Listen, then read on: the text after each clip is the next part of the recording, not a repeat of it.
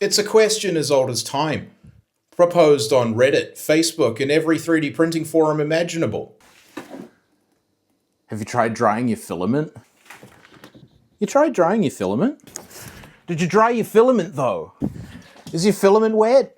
Is your filament dry? But what exactly is the answer? Filament dryers. The answer is filament dryers. Obviously it's filament dryers. I've been looking at a ton of them. Let's look at 2. But not you. I'm coming for you later. So this is what we landed on. These are a couple dryers from a company called Eibos. Eibos.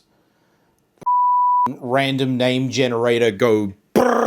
Look, silly name aside, they've actually made some good products here. There's something to be said for a company that does one thing and does it really well, and that's kind of Eibos to a T. To the uninitiated, why should you care about a filament dryer at all? I think that's a fair question. And the reason is simple. Moisture. Most plastics are naughty little thirsty boys, and they're going to take in moisture from the air until they reach an equilibrium. This is called hygroscopy. So why is moisture such a problem? Well, in our final parts, it's actually not. It's even desirable. Our plastics that we choose are not going to reach their final mechanical properties until they've reached full moisture saturation. A good example of this is Trimmerline, where you have to let it soak in a bucket of water for an hour before you can use it. However, when we're actually printing with it, this is a huge f***ing problem. Wait, so moisture good, but also moisture bad? What? Look, when we're printing with it, we're melting it, right? And if there's water in it, we are boiling that water. And if we're boiling that water, we're causing steam. And if we're causing steam, we're going to create a bubbly, stringy f***ing mess. And this is how we deal with it. Right, so we got to dry it before printing. Easy enough, right? Well, you'd think so, but it seems that so many companies just f*** this up royally. So this is kind of an example of how not to make a filament dryer. This is from a few years ago, and they just really did not have any idea what they were doing back in the day. So let's go over why this is a crappy dryer and why these are good dryers. It's pretty simple, really. So at the core of every dryer, it's just a little oven. It's heating up the air inside there to heat up the moisture and f*** it off. The problem is that manufacturers back in the day completely forgot about the f***ing it off part, and they were just boxes that got hot. They had nowhere for the moisture to actually go, which meant that me, 2019 me, had to drill a hole in the top haphazardly to get the thing to actually work. Now, admittedly, most manufacturers have figured out the forbidden arts behind drilling a hole.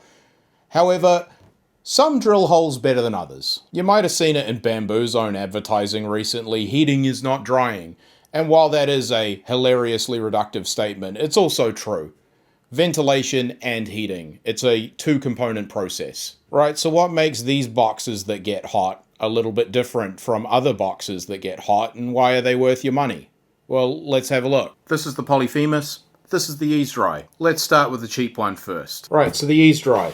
65 degrees Celsius. So that's good for your PLA, PETG, ABS, and TPU, which is pretty much what all of you guys are using. If you've got a small workshop with one printer, this is a great little unit to have just on the side. It also doubles as good storage as well. Straight 240 volts in the back, no power bricks to deal with, and it's got multiple locations for filament to exit, which also serve as ventilation. It opens from the side, and the window is actually double insulated, which is kind of rare in a budget dryer, so that's nice to see. On the front, it's dead simple. We've got a hygrometer to measure humidity, and a dial to set the desired temperature. The dial doesn't give you specific temperatures, it just gives you temperature ranges for each filament.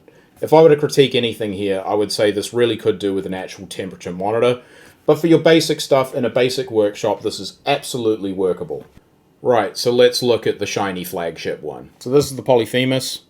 This is a dual filament dryer. It can take up to a 3 kilogram spool or 2 1 kilogram spools. It goes up to 80 degrees Celsius. The one we got in for testing only goes to 65, but the version you guys will be getting goes to 80, which means this is perfect if you print a bunch of nylon. You've got 3 filament outlets on the back, as well as a vent you can open and close for both drying and storage. In contrast to the Ease Dry, the controls here are far more sophisticated, and we've got a ton more information.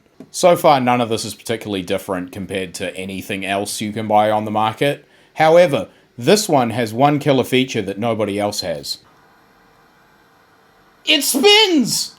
Why do we care that it spins?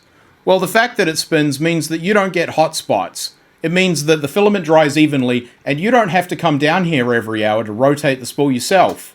Which I'm sure all of you do. You have been rotating your spools, haven't you?